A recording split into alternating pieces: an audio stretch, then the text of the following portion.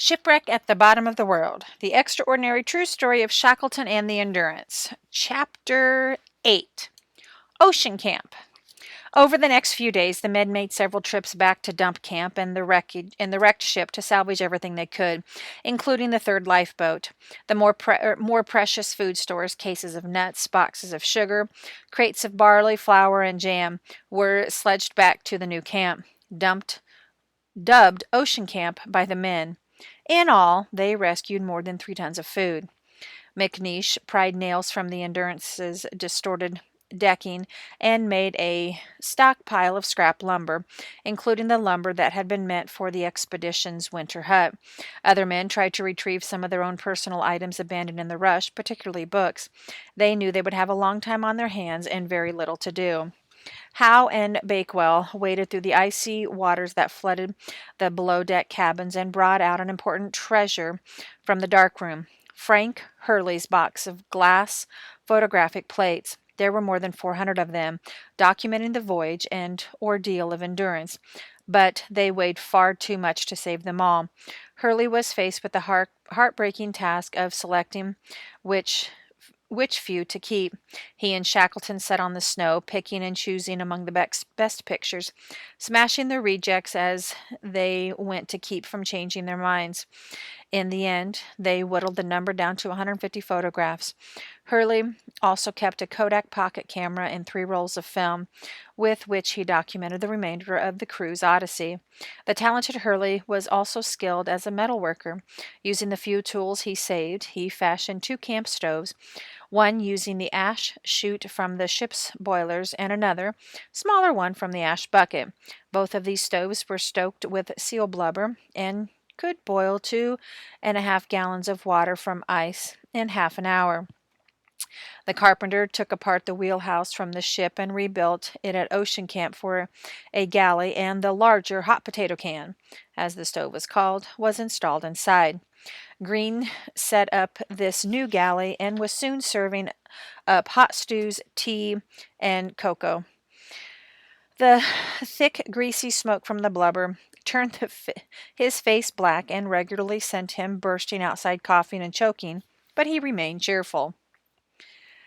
The picture and caption on page 56. At Ocean Camp, the crew still had much of their gear and supplies, including their skis and a Union Jack presented to them by King George of England. Page 57. Shackleton had also drafted plans for each man's duty in an emergency. These orders were written up and posted on the tents, and the boss let it be known that he might at any time give a false alarm as a drill. As it was now November, and although the 6th of the month brought a blizzard, the Antarctic summer was reaching its peak. On November 12th, the temperature soared to 35 degrees Fahrenheit, and several men took advantage of the warmth to take a wash in the snow. With water so hard to come by and the weather usually so cold, keeping clean was a luxury. As for going to the bathroom, the men had to find a convenient ice hummock to squat behind for privacy. Their floors was soon dirty with blubber soot, dog droppings, seal skins, penguin heads, and other garbage, but the men all adjusted to a new set of standards without complaint. They were alive. What did dirt matter? The ice pack, with Ocean Camp piggybacking along, made a steady 3 miles north every day. If the men could be patient, the ice would carry them close to their destination, and all they would have to do was wait, just as they had while trapped on the ship. But now they had even less to do, and much more discomfort as well.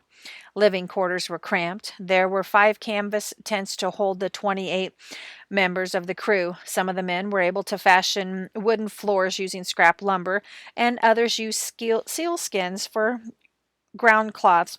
But even so, the rising temperatures outside and the body heat meant that the snow beneath them was constantly melting, and the men were soaking wet all the time and had to become ingenious in finding ways to keep their possessions dry.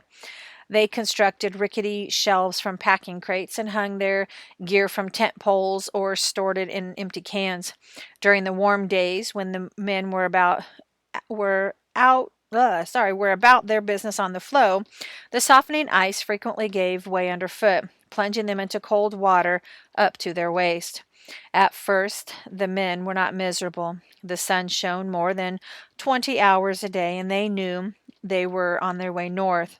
Optimism remained high. If the pack carried them north fast enough, they could reach the edge of the ice and be able to launch the boats.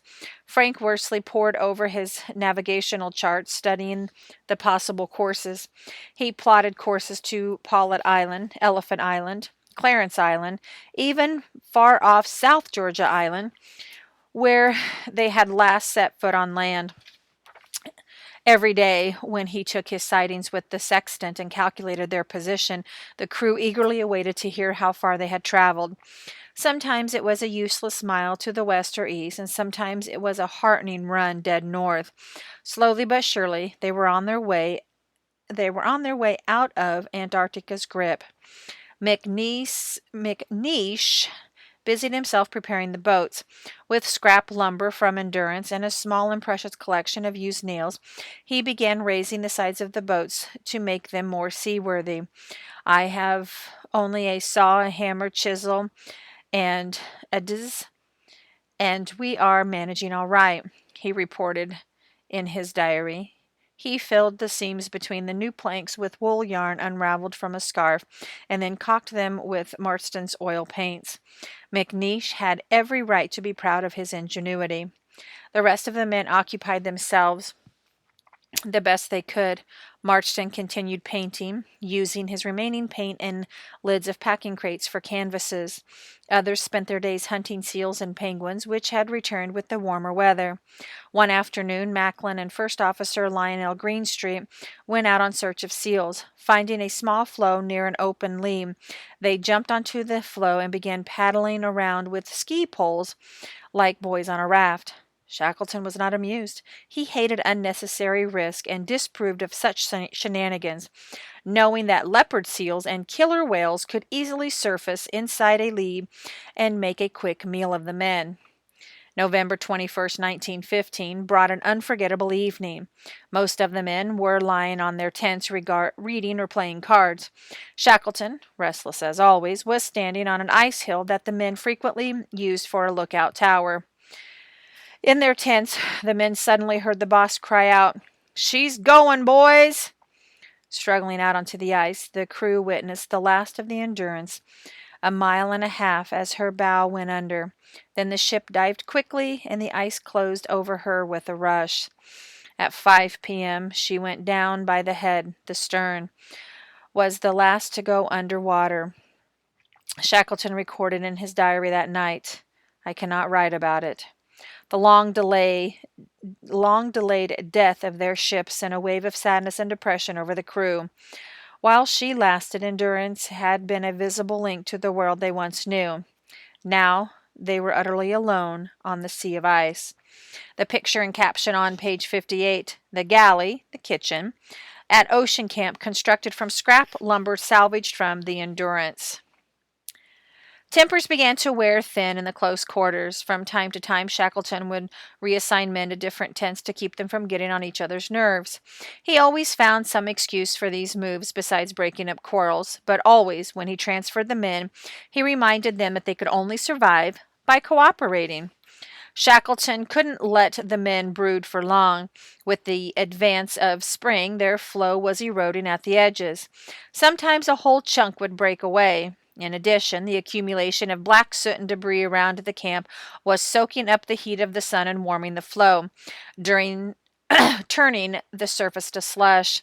On December 1st, the boss decided to move 50 yards to a new clean site and set up their camp on firmer ice. And on December 5th, he declared a holiday in honor of the anniversary of the departure from South Georgia Island. Meanwhile, the drift of the ice had shifted to the east, taking them farther away from possible landing sites.